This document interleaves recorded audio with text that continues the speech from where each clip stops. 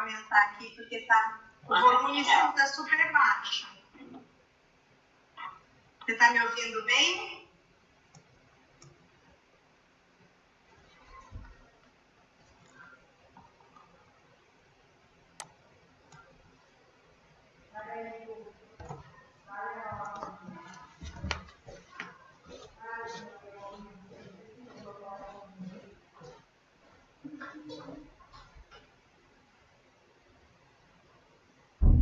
Melhorou? Peraí. Vê se melhora. Olha a nossa aqui. Claro que eu não ia ouvir você. Esqueci de colocar o fone de ouvido.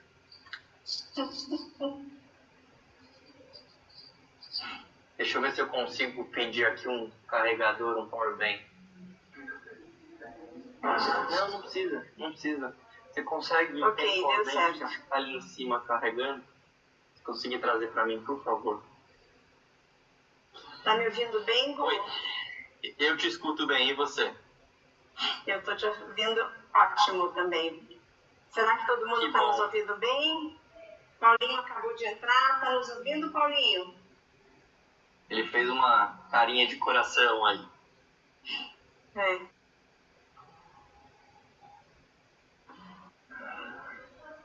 Eu acho que sim, viu, Betinha? Porque se a gente se escuta, vai bem.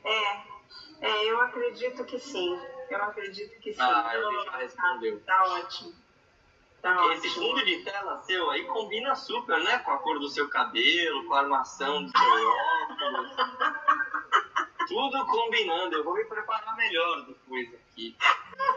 Tudo aqui no laranja, no vermelho.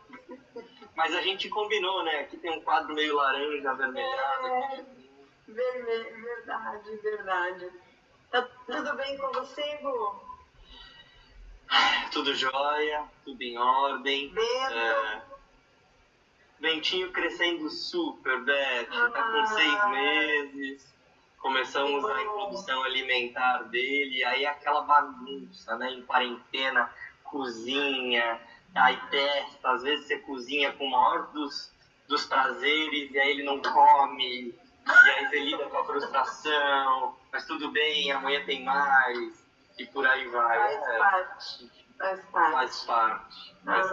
Mas ele tá bem, sim, ele tá bem. Que bom. Então tá ótimo. Gu, nós estamos fazendo essas lives toda semana, toda quarta-feira. Ela tem 1 hora para quem está entrando e talvez não saiba. Nós falamos em todas elas, sobre desafios e a possibilidade. É possível conviver com o desafio e vencê-lo. E tirar algumas lições e, quem sabe, transformar a vida de alguma forma. Porque, na verdade, todos nós estamos aí com um baita de um desafio, que é esse momento que a gente imaginava que fosse ser 1 mês e nós estamos já há meses, e a perspectiva é de que continue ainda por um tempo. Então, o objetivo dessas lives é a gente estimular as pessoas, todas elas que estiverem assistindo, a encontrar caminhos, assim como todos vocês convidados, dentro cada um do seu desafio, encontrou caminhos, soluções e como você tão bem disse, né, formas de a sua alma, todo o seu potencial se manifestar independente de um diagnóstico, né?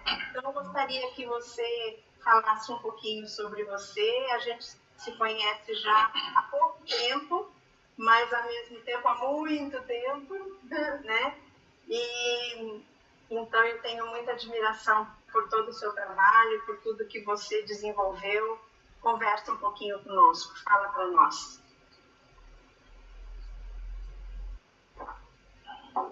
Então, Beth, obrigado. Espero que ao longo desse nosso papo a gente consiga, de uma forma super humilde, desconstruir essas emoções que a gente constrói a partir de exemplos que a gente traz para de alguma forma inspirar, né, o que a gente vai fazer com esses dias de desafios. A gente, enfim, com o trabalho que hoje eu desenvolvo, a gente fala muito da questão de que a gente não quer ser exemplo de superação para ninguém, né?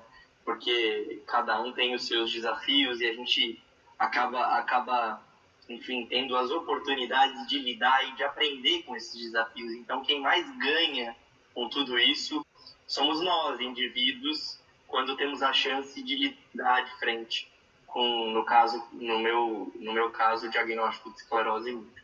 Então, contando um pouquinho como que a vida prega surpresas, né, e para todos, eu brinco que acho que existem gatilhos na vida das pessoas, né?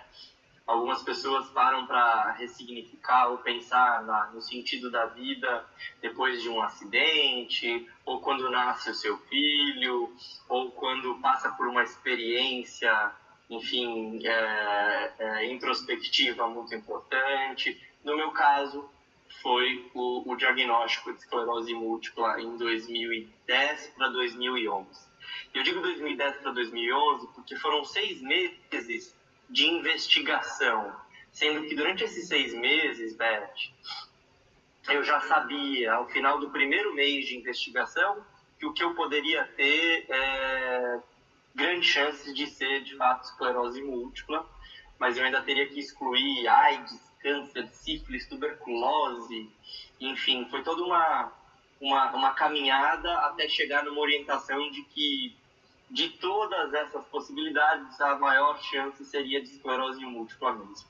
Mas naquele momento, o médico não podia fechar um diagnóstico de esclerose, e ele falou para mim, vai viver a sua vida. Eu tinha 24 anos e ele falou, só que vai viver a vida com quase certeza de que daqui a algum tempo você vai voltar para o consultório com um diagnóstico de esclerose múltipla. As surpresas da vida, né, Beth? Eu era um cuidador de esclerose múltipla. Na época eu namorava uma moça e eu já convivia com a mãe dela, que já convivia com esclerose há mais de 20 anos. E a mãe dela estava numa condição de tetraplegia. Então, eu, aos finais de semana, enfim, quando estava na casa da minha namorada na época, eu acabava tendo mais contato com esclerose. E para mim, esclerose múltipla era essa associação da cadeira de roda, enfim, da deficiência. Durante esses 6 meses, passou muita coisa na minha cabeça, né? Porque acho que ninguém com 24 anos, enfim, por toda a construção social da nossa sociedade, um menino de 24 anos, que eu considero menino, não está preparado para pensar o que vai ser a vida dele pelos próximos 30, 40 anos. Essa foi a pergunta que o meu médico fez quando ele falou, possivelmente você pode desenvolver esclerose múltipla, já vai pensando onde você quer estar daqui a 40 anos. E aí eu saio do consultório, com a minha referência sendo a minha sogra na época, e puxa, o que eu vou fazer da minha vida, né? E num primeiro momento, sempre essas notícias, elas se projetam pra gente como aquele bicho-papão, né? O bicho de 7 cabeças. Desde criança a gente tem essas influências, né, do bicho-papão, enfim, dessas questões do bem e do mal. E a gente lida saúde, especialmente na nossa sociedade, como se fosse a ausência de doença.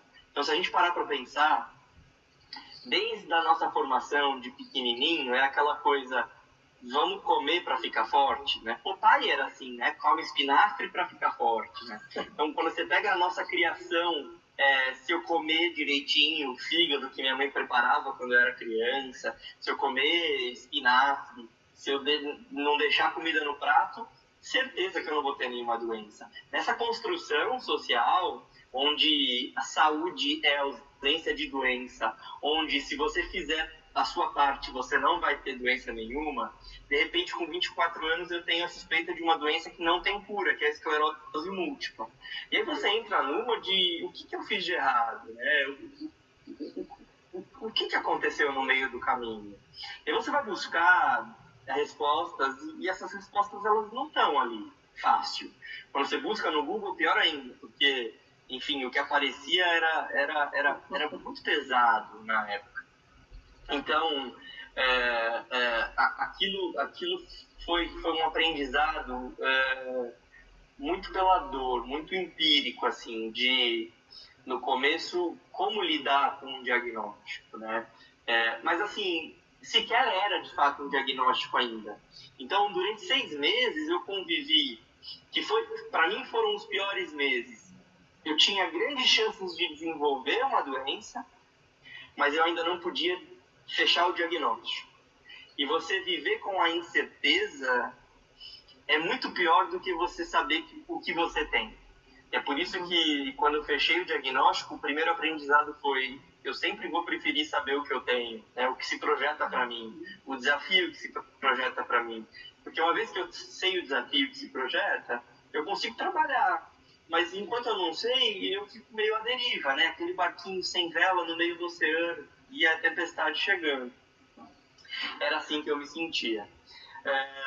Passado essa fase dos 6 meses, Beth, eu fechei um diagnóstico, acabei fechando, recebendo o diagnóstico formal e levei isso para dentro da minha casa. E aí vem uma outra desconstrução, porque esses diagnósticos, como o caso da esclerose múltipla, eles parecem ser muito individuais, né? Então, é a minha doença. Mas a doença não é só minha, porque na construção da família, o meu pai, e hoje que eu sou pai, eu consigo pensar um pouquinho o que os meus pais passaram. Mas assim, puxa, a minha mãe, meu pai, as minhas irmãs lidando com o meu diagnóstico, era como se eles também tivessem uma parcela de diagnóstico.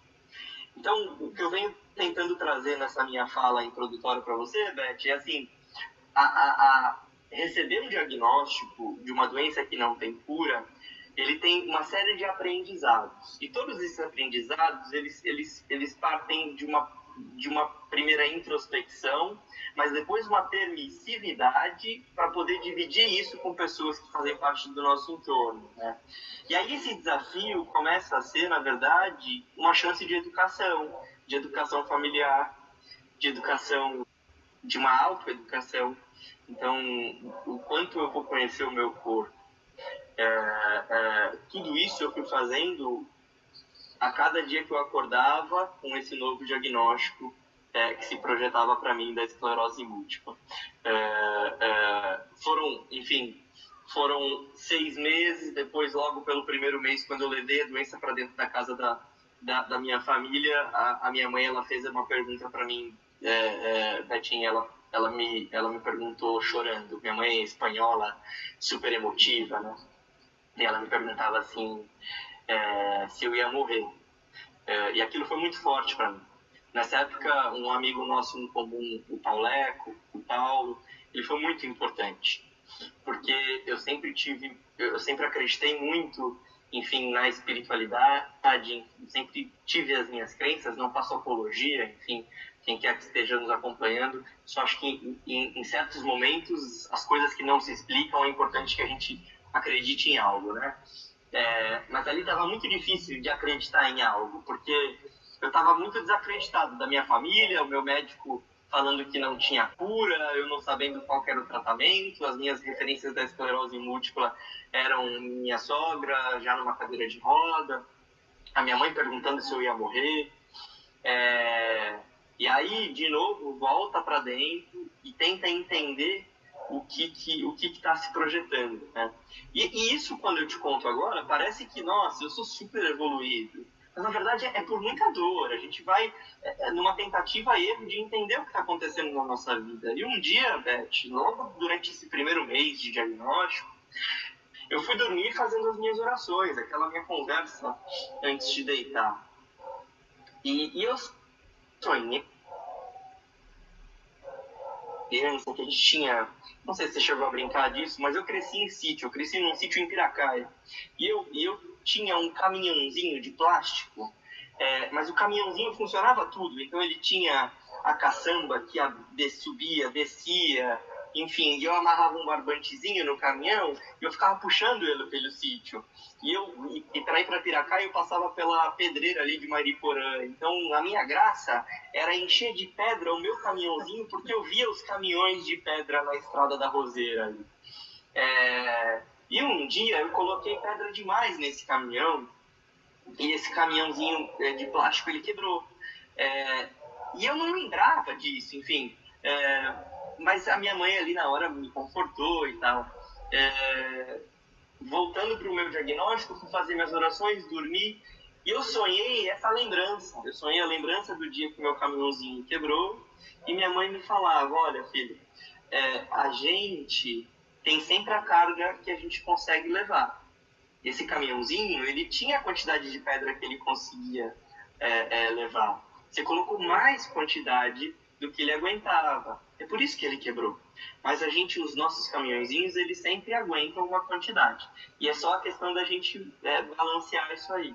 E eu acordei numa certeza cognitiva de que as pedras do meu caminhãozinho eram a esclerose múltipla. Isso de fato aconteceu. E assim, eu acordei com essa certeza muito clara que a esclerose múltipla, meu desafio, e eu daria conta, ele não era só um desafio, e sim uma oportunidade, era, enfim, o que o meu caminhãozinho teria que transportar.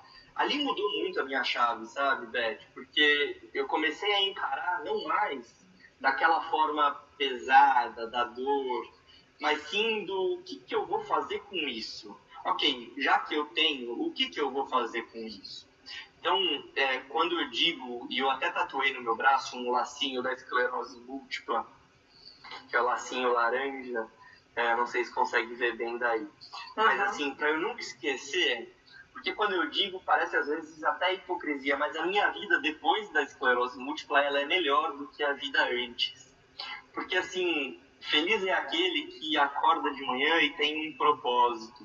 Mas muitas vezes a gente acha, Beth, que propósito é aquela coisa linda, maravilhosa, de crianças correndo num campo cheio de lavanda e aquele vento batendo na nossa face. Não, às vezes o seu propósito pode ser um diagnóstico de esclerose múltipla, de uma doença que não tem cura, e você pode, a partir dali, fazer o seu campo de lavanda, sabe? Então, aquilo ficou muito forte para mim a partir daquele sonho, e eu resolvi começar a militar por outras pessoas que, assim como eu, tinham um diagnóstico de esclerose múltipla. Montei uma associação para defender essa comunidade. Diga lá. Uma das primeiras vezes que a gente conversou, você me falou uma coisa que eu achei muito interessante e que eu não sei se você pulou agora ou se isso aconteceu depois de você fundar a associação.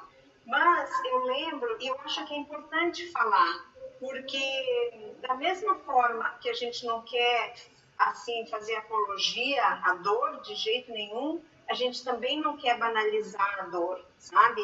Dizer que tira de letra, que é fácil, que não teve dor, que é tudo maravilhoso. Aí aquela pessoa que está lá numa situação de desafio e está numa dor profunda, se sente a última das criaturas porque não conseguiu ser como o Gustavo, não conseguiu ser como a Paula, e etc. As pessoas, né? O Márcio, que já passaram por aqui. Você falou para mim que você teve um tempo que você precisou se afastar para você digerir essa situação.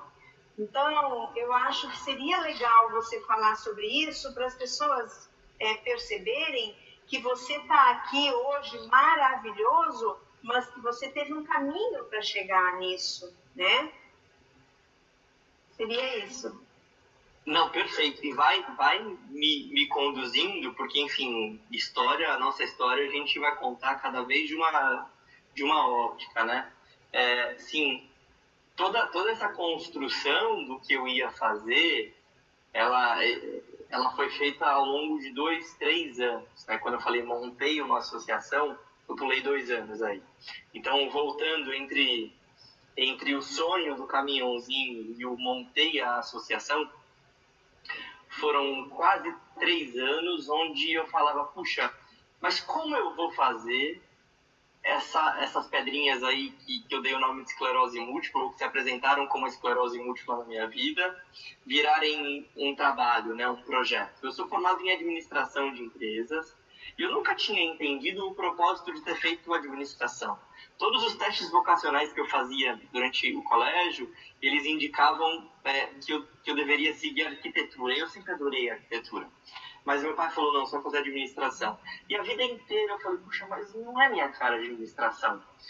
O dia que eu recebi o diagnóstico e quando eu pensei lá depois do sonho, puxa, eu tenho que fazer algo com isso, foi a primeira vez que eu falei, nossa, tá aí o meu propósito. Porque fazer um plano de negócios e pensar, estruturar um projeto com a cabeça de administrador é muito mais fácil do que com a cabeça de um arquiteto. Mas, enfim, eu comecei a pensar em como ajudar outras pessoas com esclerose múltipla. Mas eu precisava ainda significar esse lugar que eu ia colocar a esclerose múltipla na minha vida, né? Então, assim, eu poderia querer acordar todos os dias lutando contra a esclerose, ou eu poderia aceitar que a esclerose faria parte da minha vida, entender o que era a esclerose para poder, a partir do entendimento, trabalhar. E o meu processo de cura desse momento do diagnóstico, esse processo ele foi de uma introspecção onde eu fui ser monitor de criancinha em acampamento, Beth. Então eu fui morar num acampamento chamado Acampamento dos Pumas. Eu era o tio Boto, minha bochecha tá sempre rosadinha aqui assim. E nessa época foi muito importante trabalhar com crianças, porque assim, era um acampamento, o primeiro acampamento do Brasil, ele vem do acampamento Paiol Grande, acampamento que tem mais de 55 anos de história, acampamento que durante as férias são mais de 200 crianças, mas cada quarto tem o seu monitor e cada quarto tem lá 12, 15 crianças que o monitor é diretamente responsável. E no momento onde você se sente fragilizado, você não sabe o que vai ser da sua vida, você tem que ser responsável por outras 12, 15 vidas, isso foi muito importante para mim, né? E essa relação, imagina, ao longo de um mês conviver com essas crianças, a faixa etária que eu cuidava era de 10 a 12 anos, que é uma faixa etária super desafiadora, né? Eles, ao mesmo tempo que eles idolatram o monitor, eles querem desafiar o monitor. Enfim, então, esses desafios, eles eram em tom de desafios físicos. E aí, para mim, era algo muito importante. E aí, que bom que você me trouxe isso, porque eu passei uma parte fundamental do meu diagnóstico. Algum tempo antes de virar monitor, eu tinha perdido a força do meu lado esquerdo do corpo. Foi assim que eu fechei, de fato, o diagnóstico. E quando eu perdi força do lado esquerdo do corpo, eu não conseguia mais andar direito. E a esclerose, ela tem dessas. Depois de um processo de pulsoterapia, que a gente chama, que é a gente aplicar corticoide endovenoso durante alguns dias, eu consegui voltar a sentir o meu lado esquerdo do corpo e eu consegui voltar a sentir a minha perna. Quando eu voltei a sentir a perna, Beth, eu achei um negócio incrível. Eu comecei a sentir de fato a perna. Então, quantas vezes você já acordou e já deu oi para a sua perna, já passou a mão na sua perna e sentiu cada partezinha do teu corpo? Sentiu a tua batata da perna, o teu joelho, a tua coxa. Eu comecei a fazer isso. E mais do que isso, eu sempre odiei corrida de rua. Sempre odiei. Mas eu comecei a gostar de desafiar o meu corpo. Eu comecei a correr na rua. Comecei a correr. Eu tinha um cachorro na época, chamava Mahatma Gandhi. Hoje eu levo esse cachorro tatuado na minha coxa, a mesma coxa que eu perdi força na época. E ele me incentivou muito, porque toda vez que eu chegava do trabalho, já tinha recobrado força, ele estava me esperando para a gente sair para correr. Durante esse processo, Beth, eu comecei a ficar muito bem fisicamente, me senti muito bem, apesar da esclerose múltipla. E aí vem esses contrassensos, né? Quando você acha um espaço para a esclerose múltipla e você começa a ter esse entendimento do que ela faz na tua vida, você começa a se sentir, inclusive, bem com o teu corpo. Eu nunca me senti tão bem com o meu corpo como quando eu recebi o diagnóstico da esclerose e recuperei a força do meu lado esquerdo. E aí, nesse contexto, eu fui parar no acampamento. E aí as crianças me desafiando para várias atividades físicas, e eu sempre gostei de esporte, e aí eu conseguia fazer as atividades físicas, e isso me dava autoestima, e isso me fazia enxergar a esclerose não como um bicho de 7 cabeças, e isso me fazia pensar nela com leveza suficiente para poder idealizar um projeto que primasse uma comunicação, enfim, de alto astral, positiva, mas ainda assim fundamentada. E ao longo de 2, 3 anos morando no acampamento, interagindo com essas crianças, eu fui matutando aqui um projeto que, enfim, acabou virando associação. E aí eu volto para essa fase aí, que foi de 2011, fevereiro de 2011, quando eu fechei o diagnóstico, até abril de 2013, quando eu fundei a associação, e eu estava lá no acampamento, matutando o que eu ia fazer da vida.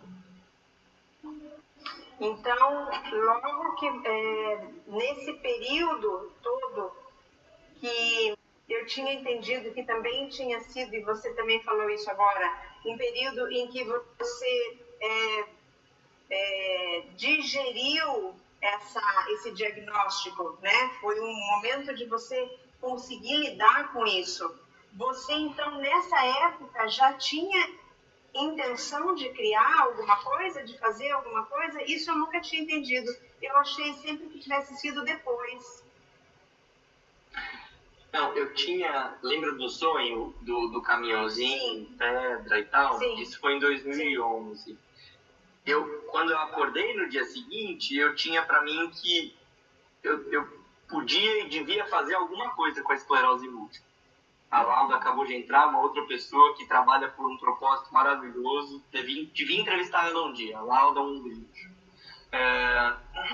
Então, em 2011, eu enxerguei a esclerose como além da minha doença. Eu enxerguei a esclerose como uma oportunidade de eu fazer algo que, enfim, eu ainda não sabia o que era.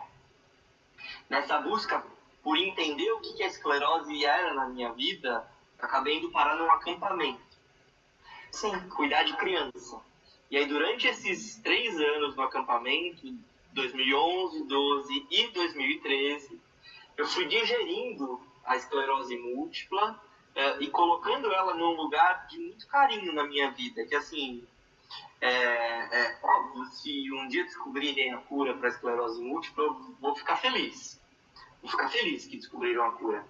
Mas eu não sou triste porque ainda não descobriram. Essa é a relação que esses anos de busca pelo entendimento do que a esclerose vinha e se projetava para mim lá no acampamento, essa é a relação que eu consegui estabelecer para mim.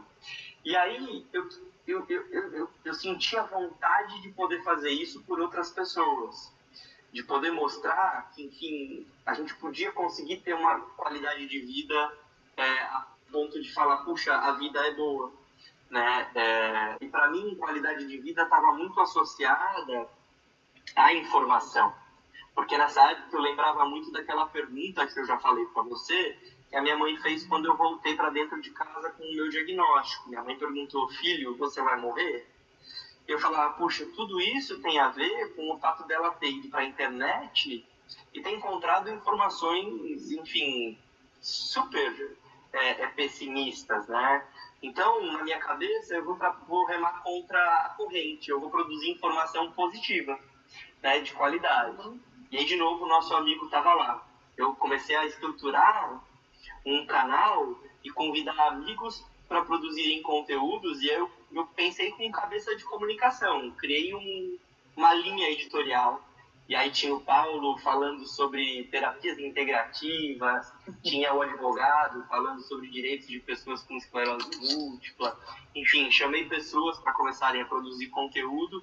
Eu não sabia ainda o que ia dar isso, eu não sabia sequer que isso ia virar uma associação. Eu só sabia que eu queria falar sobre esclerose. Em menos de um ano isso já tinha virado uma associação de pacientes, e a gente começou a abraçar causas de pacientes, enfim. E aí vou deixar você me conduzir agora para onde você quer que eu vá. Não, na verdade, você contar para nós como que foi tudo isso.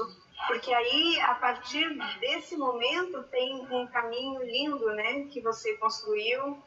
e inúmeras conquistas e muitas lutas, muitos momentos que eu lembro da gente fazendo meditação para você conseguir se expressar naqueles congressos ou seminários, não me lembro mais, como que cada vez alguma coisa, né?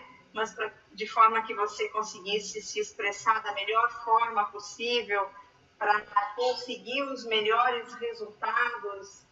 Então, se você puder falar um pouquinho para nós também sobre tudo isso, porque é muito importante. As pessoas não têm ideia, Gu, eu não tinha a menor ideia desse mundo, dessa possibilidade, desse trabalho todo incrível. Fala um pouquinho para a gente. Falo sim, mandar um beijo para a Cris Prado, que entrou aqui. Ela convive com esclerose múltipla, médica do esporte, tem um laboratório lá no Rio de Janeiro, estuda isso incessantemente. Um beijo, Cris. Falo para você sim, Beth, você sabe que eu sou bem low profile nisso aí, então você vai puxando o que eu falo. Então, vamos lá. Esse trabalho de produzir conteúdo começou fortemente em 2014, 2015. Eu comecei um projeto de qualidade de vida chamado Pedale por uma Causa, e aí eu cito o Pedale muito para agradecer a Cris, que é uma parceira nossa nesse trabalho. Em 2016 a gente seguiu fazendo trabalho. 2017 foi um ano muito especial para a gente, Beth. Em 2017, a associação que eu fundei, chamada Amigos Múltiplos pela Esclerose, ela foi eleita por uma instituição americana, independente, por um júri americano chamado Eagle Health. Ela foi eleita a melhor plataforma em saúde nas redes sociais do mundo. Eram mais de 4.000 plataformas avaliadas. O Wellington ficou sabendo hoje que tem esclerose múltipla, e saber que é possível ter uma vida normal deixa ele menos preocupado. Wellington, você pode me chamar, a gente existe para poder fazer esse acolhimento. O que eu posso te falar é o que é normal, né, Wellington? Eu acho que eu nunca fui normal. Eu acho que a normal é uma perspectiva e a gente vai conseguir ajustar e adaptar. Eu só te falo que a minha vida é melhor depois do diagnóstico. Conta comigo se eu puder te ajudar. Em 2017, a gente recebeu esse prêmio. Eram mais de 4.000 plataformas ao redor do mundo sendo avaliadas. E eu fui lá para Washington, num jantar de gala. De repente, um cara que mora em Guarulhos, que fundou uma associação para poder mostrar para a mãe dele que esclerose não era aquilo, reconhecimento de que a melhor plataforma do mundo era a partir disso. Quando eu voltei para o Brasil, Beth, esse trabalho que a gente já vinha fazendo começou a ser demandado, essa metodologia começou a ser demandada para replicar para outras patologias que não tinham essa representação. Então, assim, pegava asma, não tinha nenhuma associação gerida por pacientes. Aí as pessoas, pode ajudar a gente? DPOC, pode ajudar a gente? Como que você faz esse trabalho? Começaram outras patologias a pedir ajuda. Então, atrofia muscular espinhal, como que você faz isso? Então, a gente começou a usar essa metodologia de produção de conteúdo, de informação, enfim, e replicar para outras patologias. Acabou que em 2018, eu já estava super envolvido com diversas causas. A gente já fazia um projeto incrível desde 2016, capacitando outras associações de pacientes, em várias áreas de gestão das próprias associações. Enfim, eu já estava super envolvido nesse mundo de associações de pacientes, e aí eu fui convidado para participar da primeira subcomissão de doenças raras no Senado Federal, que ia discutir políticas públicas para doenças raras no Brasil. Essa minha participação lá foi uma participação que me ensinou muito, porque eu mesmo questionava a minha legitimidade de estar ali, porque apesar da esclerose no Brasil ser uma doença rara, dentre as doenças raras, ela é muito menos rara do que comparada, por exemplo, com atrofia muscular espinhal, que é uma outra doença que tem muito menos pacientes no Brasil. E aí, representando a sociedade civil, eu entendi que a minha posição se eu tive a oportunidade de representar a sociedade, eu tenho que falar além da esclerose múltipla. Aí eu comecei a adaptar o meu discurso para além da esclerose múltipla.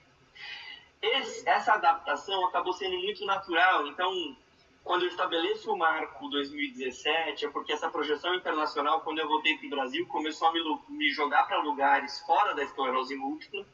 E esses lugares, por exemplo, me levaram para esse World Orphan Drug, é um congresso mundial de drogas órfãs. Droga órfã é aquela droga, é a única droga para tratar, a droga ou remédio, é o único remédio para tratar uma doença, muitas vezes para uma patologia rara. E aí o que faz dela ser rara é a prevalência, né? Quantas pessoas a cada 100 mil pessoas são acometidas. Então, assim, eu fui de novo convidado para os Estados Unidos para poder falar na perspectiva dos pacientes da América Latina, como que era esse trabalho de, enfim, tentar militar por pacientes numa instabilidade como na América Latina. Quando eu fui para lá, Beth, e ali você participou ativamente, né? A gente compõe um grupo conjunto e por isso que às vezes eu quase me incomodo, mas não se sinta constrangida por isso, mas é só uma questão da gente ajustar a fala, porque eu sinto e compartilho com você, e já falei outras vezes isso, compartilho com você o mérito que você atribui às vezes a mim, de ter ido aos Estados Unidos, por exemplo, porque a gente é parte de um grupo, né? Nós compomos um grupo, eu, você, Paulo, e esse grupo mentalizou muito a minha ida e a gente trabalhou muito esse equilíbrio, enfim, energético para que a gente estivesse ali. Enfim, eu representei esse grupo e ali eu conheci uma pessoa que acabou me apresentando, uma pessoa coligada à ONU. Essa pessoa me levou para um grupo chamado ISPOR, que é um grupo de pesquisadores, e aí a ISPOR me convidou para ser a representação, junto com outras 2 pessoas no Brasil, dos pacientes da América Latina, para tentar discutir como envolver os pacientes nesses processos de promoção de política pública, de discussão de novas medicações, enfim, dar voz aos pacientes. E aí a coisa foi de uma forma, Beth, em 2018 a gente acabou começando a namorar o Conselho Nacional de Saúde, enfim, em 2018 a gente foi eleita uma das 100 melhores ONGs do país. Em 2019 a gente entrou para o Conselho Nacional de Saúde, a gente foi de novo eleita uma das 100 melhores ONGs do país, a gente acabou entrando para a Agência Nacional de Saúde Suplementar. Então, hoje, a gente acaba ocupando um lugar de representação da sociedade, nas óticas tanto da saúde pública no Brasil, então falando de SUS, mas também falando de sistema privado, né, falando de planos de saúde. E isso dá a chance para a gente, Beth, de poder representar o cidadão, tanto que usa SUS quanto que usa plano de saúde, e dar voz ao cidadão, né? E hoje a nossa maior militância é para poder trazer o cidadão para essa participação, né, da própria representação. E tudo isso tem a ver essas nossas conexões, tudo isso tem a ver aquele desafio. E aí eu tenho uma coisa curiosa para dividir com você, a gente nunca conversou sobre isso.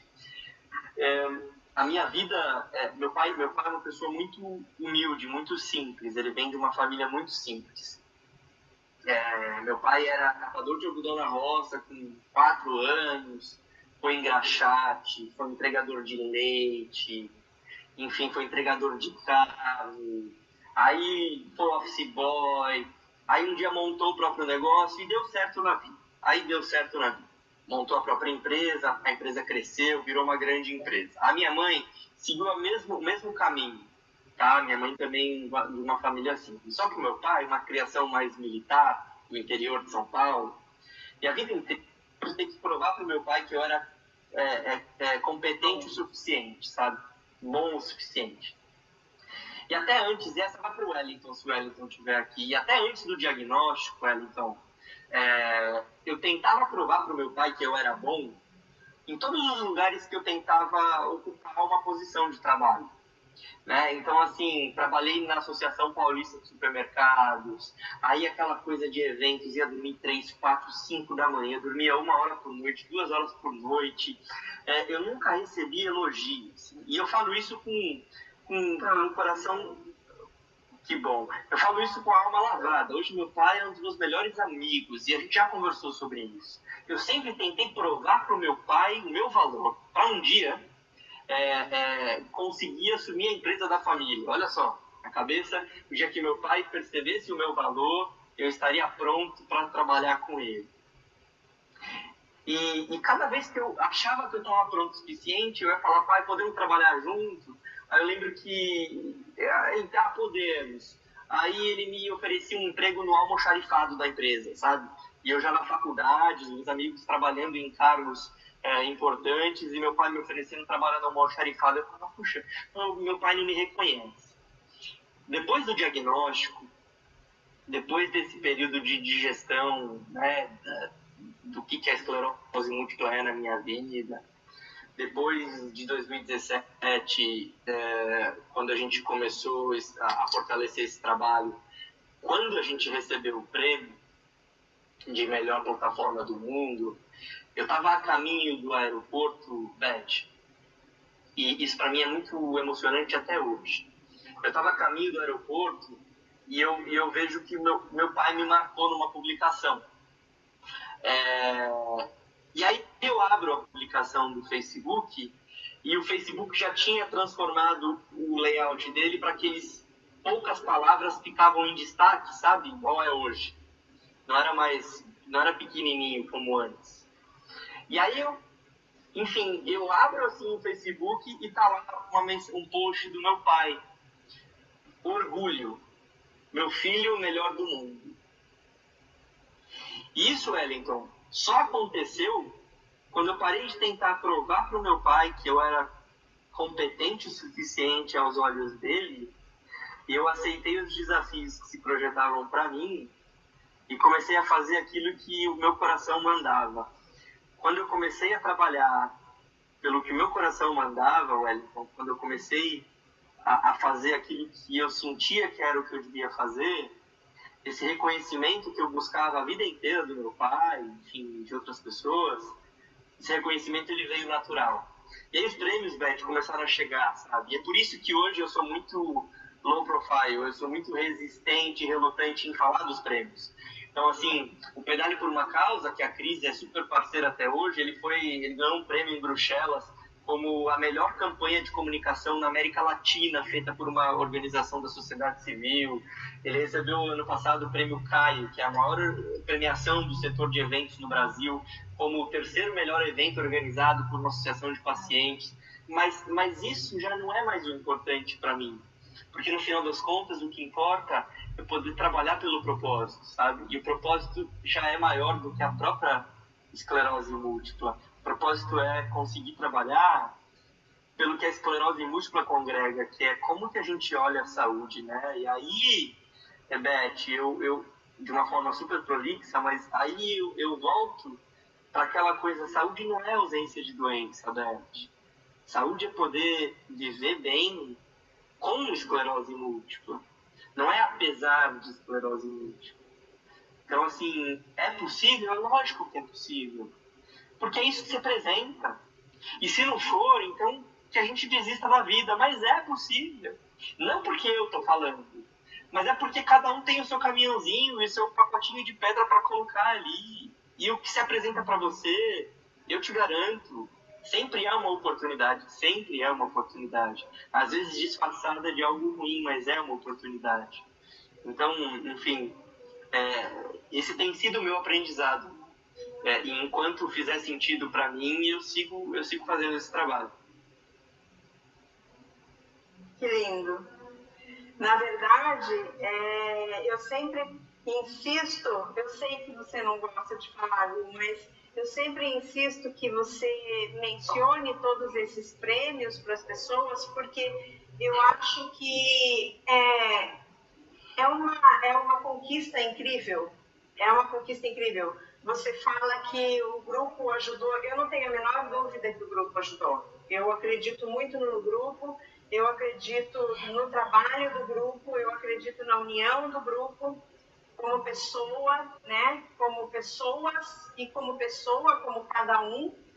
Mas eu não tenho dúvida que se não fosse a sua energia, a sua força, a sua determinação, nada disso teria acontecido. E a gente não sabe dessas coisas. A gente não sabe que existe alguém batalhando pela minoria e que essa pessoa está tão próxima de nós e tão jovem, né? Então eu acho isso muito incrível, né? Aquela vez que nós fizemos as meditações pelo Orphan Drugs, como que ficou aquilo?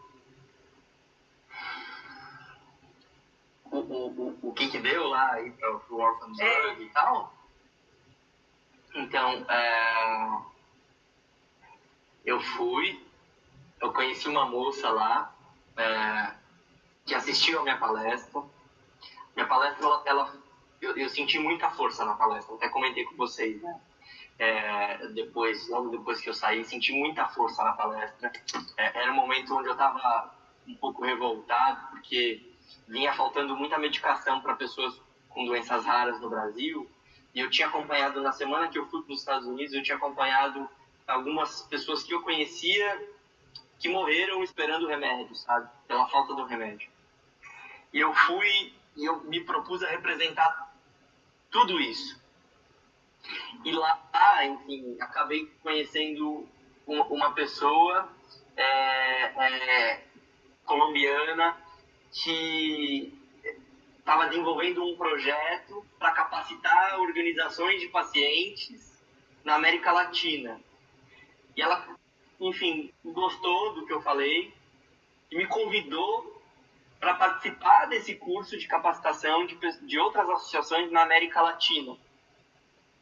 De repente, Beth, o que virou a mentalização que a gente fez? O que virou? Virou que eu comecei a rodar a América Latina, capacitando associações para falar sobre como fazer esse trabalho, dividir essa metodologia de como, enfim, a gente vem fazendo isso. Enfim, aí seguramente mais de 100 associações a gente capacitou: Panamá, Bolívia, Equador, Peru, enfim, e até recentemente eu lembrei disso, que foi talvez um dos pontos altos da minha vida, assim, como aprendizado, de momentos onde eu sozinho, num hotel lá na Bolívia, falava, cara, o que eu tô fazendo aqui, né? Como que eu vim parar aqui um dia antes de dar uma aula? E eu não conseguia nem falar direito, altitude. A minha aula era de 4 horas, um workshop de capacitação das associações, e interagir com diferentes realidades, interagir com diferentes dores, diferentes necessidades, outros militantes que também existem para poder ajudar outras pessoas com diferentes condições. Enfim, esse aprendizado, sabe? Enxergar essa pluralidade, isso é incrível, sabe? Poder voltar com essa bagagem. O que virou tudo isso, Beth? Virou que cada vez mais o meu propósito deixa de ser a esclerose múltipla. Tá? Então, assim, a maior beleza do meu diagnóstico de esclerose múltipla é que hoje eu não sinto mais que o meu trabalho tem que ficar só na esclerose múltipla. Eu sinto que esse trabalho ele tem que ir para além da esclerose ou qualquer outra patologia. A gente tem que falar de saúde, a gente tem que falar, enfim, de condições básicas, a gente tem que falar de saneamento, a gente tem que falar de igualdade, a gente tem que falar, enfim, de tantas outras coisas. Então, a esclerose, para mim, ela é uma porta de entrada para um mundo que eu não tinha noção do que era, né? Então, essa não é uma relação direta. Eu fui para o World Orphan Drug e tudo isso aconteceu. Não sei, mas lá, agora você perguntando, lá eu conheci essa moça, que nunca mais eu falei, olha como são as coisas. Ela me convidou para esse projeto, depois ela acabou, ela era de associação de pacientes. Mulher abençoada, é mulher abençoada mesmo. Por quê? ela me convidou para... Ela era de associação de pacientes. Me convidou para esse projeto, ainda... Ah, é você. Me convidou para esse projeto, aí foi convidada para trabalhar na indústria farmacêutica e ela teve que se ausentar do projeto, ela teve que sair do projeto. E aí eu fiquei tocando o projeto sozinho, junto com as outras pessoas que ela tinha me apresentado. Eu nunca mais falei com ela, eu nem estou lembrando agora o nome dela. Mas eu lembro que foi ela que me colocou para conhecer essas outras realidades e a pensar um pouco mais além da minha problemática. É isso o que, por exemplo, essa pessoa fez comigo na minha vida. É por isso que esclerose múltipla deixa de ser o meu problema, deixa de ser o meu propósito. E eu acho que isso é uma coisa legal que eu venho aprendendo, sabe, Beth? A gente tende a achar que os nossos propósitos, eles são permanentes. Os nossos propósitos, eles não são permanentes, Beth. O propósito, ele é, o tempo inteiro, ele é mutável. O propósito, ele se adapta ao nosso momento. O propósito, ele se adapta às oportunidades que se projetam, à nossa receptividade. Então, por exemplo, hoje, como não falar que o meu propósito também é o meu filho? Óbvio que é meu filho. Meu filho tem 6 meses de vida. Se eu disser que meu filho não é um propósito meu de vida, eu estou fazendo tudo errado. Então, não dá para eu também falar, não, o plano espiritual colocou a esclerose e a esclerose vai estar sempre acima de tudo, inclusive do meu filho. Não. A gente precisa aprender que as oportunidades e as coisas vão acontecendo nas nossas vidas e a gente tem que dar um jeito de fazer a coisa entrar nesse fluxo. É sempre linear e é sempre crescente, né? Ascendente. E muitas vezes a gente acha que não era a hora certa, nossa, podia ter sido diferente, nossa, agora que eu estava fazendo do jeitinho que eu tinha planejado, né? O propósito ele nunca vem dessa forma, Beth, nunca vem dessa forma. Uma coisa é propósito, outra coisa é plano, tá? O meu plano, outra coisa é meta, outra coisa é objetivo, são coisas completamente diferentes. Verdade, verdade. Nós temos mais, eu acho que uns 9 minutinhos. Sabe o que eu gostaria, de perguntar para você? Quando o Wellington, se ainda estiver aqui entre nós, ele talvez esteja passando por esse momento, não sei, mas é muito comum quando nós estamos frente a desafios na vida, nós sentirmos medo. E eu gostaria que você, se a gente tiver um tempinho, você... Ai, que bom, Wellington. Então, se você, de repente, pode ser que ajude você nesse momento, porque se você passou por esse desafio do medo, e se você sentiu medo em algum momento, né? O medo é algo saudável? Sim, o medo é um freio na nossa vida, né? A Rita perguntando. É um freio na nossa vida, ele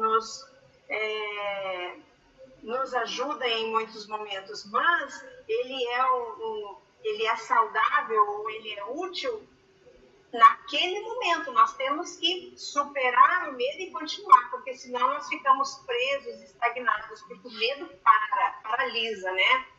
Então, Gu, se você teve medo, porque pode ser que você não tenha sentido medo, mas se você sentiu medo, como que foi para você superar esse medo? Dá uma dica aí, se você vivenciou isso, até para quem estiver ouvindo poder aprender um pouco com você, a sua experiência. Olha, como a pessoa que convive com esclerose dessa live é o Wellington, eu vou responder para ele, tá? Então, Wellington, se você, de alguma forma, se afiniza com esse sentimento de medo, eu vou te falar o que eu passei, tá? Quando eu recebi o diagnóstico. Eu passei medo. Eu passei muito medo. Porque tudo aquilo que é incerto, desconhecido, e quando a gente busca referência e a gente não encontra aquilo que a gente espera, de certa forma, gera medo, né? Eu acho que até hoje eu tenho medo. Se você parar para pensar, Beth, esclerose múltipla é uma doença imprevisível. É uma doença que enfim, ela da noite pro dia ela pode se manifestar. A diferença é assim, você começa a entender o quanto eu vou nutrir esse medo, né? Qual que é a minha parcela e qual que é a responsabilidade que eu tenho. Então, assim, uma coisa é, eu tenho responsabilidade. Wellington, eu vou te falar uma coisa que é pesada, cara. Você recebeu hoje o diagnóstico. Você tem responsabilidade com a esclerose múltipla. Você tem a responsabilidade de conhecer a doença que se projetou para você. Você tem responsabilidade de entender o que ela é e como ela reage no seu corpo. Isso é importante para você, isso é importante para mim. Nós temos responsabilidade, né? E se a gente fizer muito bem a nossa parte, eu acho que a parte do medo eu estou nutrindo cada vez menos. Agora, se eu não faço nada, cada vez mais eu vou nutrir o medo. Então, como eu lidei com o medo, Beth, foi tentando entender o que a esclerose múltipla era na minha vida. Foi tentando entender o que era a esclerose múltipla. Eu fui estudar a esclerose múltipla. Eu fui conhecer tudo sobre a esclerose múltipla. Porque alguns medos, eles estão diretamente associados a preconceitos. Eles estão associados, a gente vive em um momento de fake news, a gente vê uma notícia que não procede e de repente a gente mantém e cria medos em cima de algo que nem é verdade. É verdade. Então, a primeira coisa que eu digo é, para você lidar com o medo, você precisa conhecer aquilo que se apresenta. Por que quando criança a gente segue tendo medo de bicho-papão e outros folclores? Porque a gente não conhece, né? E aí contam a história até que você vai conhecer o outro lado, você vai estudar, enfim, e você começa a estudar folclore brasileiro e aí você passa a não ter mais medo do Saci, ou não ter mais medo de tal coisa. Mas eu, quando criança, tinha medo do Saci, até o dia que eu estudei a história do Saci, achei incrível, achei legal. Eu acho que você combate medo com conhecimento, primeiro ponto. Agora acho que para mim o maior aprendizado, e se eu pudesse dar se você me permite, Wellington, meu maior aprendizado foi entender que a esclerose múltipla não é minha, tá? Eu tenho o diagnóstico, mas na minha casa, outras 5 pessoas também convivem com esclerose múltipla. E isso foi um processo de muita dor, né? Para minha mãe, para o meu pai, para as minhas irmãs. Quando eu entendi que eles também estavam passando pelos seus lutos pessoais, que eles também estavam lidando com medo, com incerteza. Poxa, não sei se você é casado, enfim, ou se divide a vida com alguém. Mas imagina, se vocês têm planos e sonhos, essa pessoa seguramente agora passa a ter os seus próprios medos, né, de planejar uma vida. É natural. E se você não dialoga, se você não conversa, de novo a gente vai nutrir o medo. Então a gente combate medo como? A gente combate medo com conhecimento, um diálogo. O que não combate medo seguramente é introspecção, silêncio. Isso não combate medo. A gente não vai confundir aqui silêncio e introspecção com um processo meditativo. Isso é diferente. Mas aquela coisa de fechar no meu mundo, isso não funciona. Diga, Beth.